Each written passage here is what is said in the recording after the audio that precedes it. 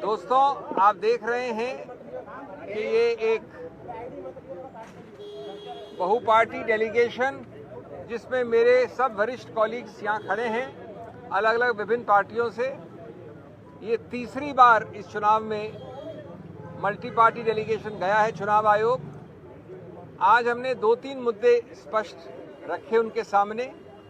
उन्होंने हमें कम समय में समय दिया, इसके लिए हम धन्यवाद करते हैं उनका। सबसे महत्वपूर्ण और अहम मुद्दा ये है कि पोस्टल बैलेट्स ये एक जानी मानी प्रक्रिया है कि चुनाव के परिणाम को एक तरफ से दूसरी तरफ ले जा सकती है। कई बार ऐसा हुआ है कि सभी पार्टियों के बीच में जो फर्क है वोट्स का वो x है, लेकिन पोस्टल बैलेट्स 2x या 3x होते हैं। यानी पोस्टल बैलेट्स निर्णायक सिद्ध होते हैं परिणाम के मामले में।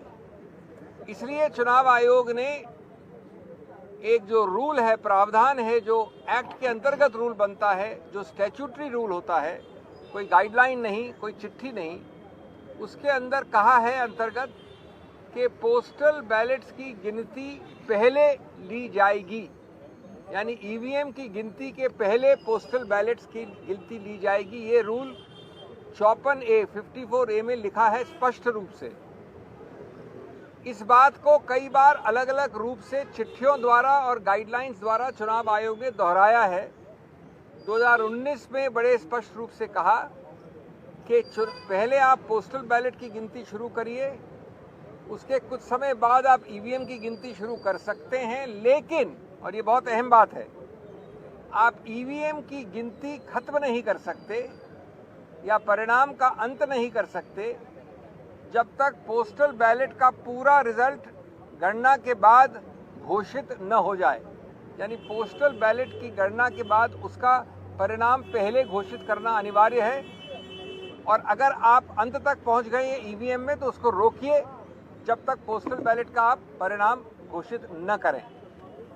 इसके बावजूद, और ये हमारी याचिका है, ये हमारी कंप्लेंट थी आज चुनाव आयोग से, चुनाव आयोग ने गाइडलाइंस द्वारा इस स्टैट्यूटरी रूल नियम को बदला है। वो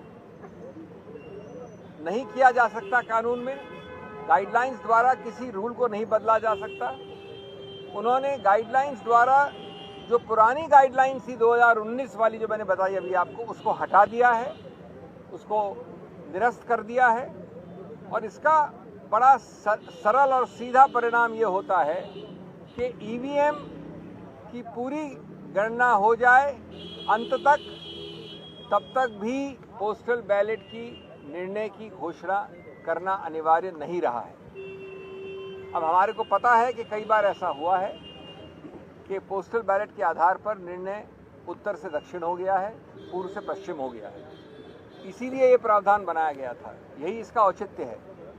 इसलिए ये अति आवश्यक है कि ए, आप कानून के अंतर्गत एक गाइडलाइन द्वारा नियम को नहीं बदल सकते। बी, पोस्टल बैलेट जो निर्णायक एक रोल प्ले करता है उसके लिए भी अनिवार्य है कि उसको पहले गिना जाए। और तीसरा कि एक लेवल प्लेइंग फील्ड के लिए, गणतंत्र के लिए, स्वतंत्र चुनाव के लिए, जो कि संविधान के मूल तत्वों का एक अभिन्न अंग माना गया है, ये आवश्यक है कि जो पुराना रूल था उसी को फॉलो किया जाए, जो प्रावधान अभी भी है उसी को रूल किया जाए।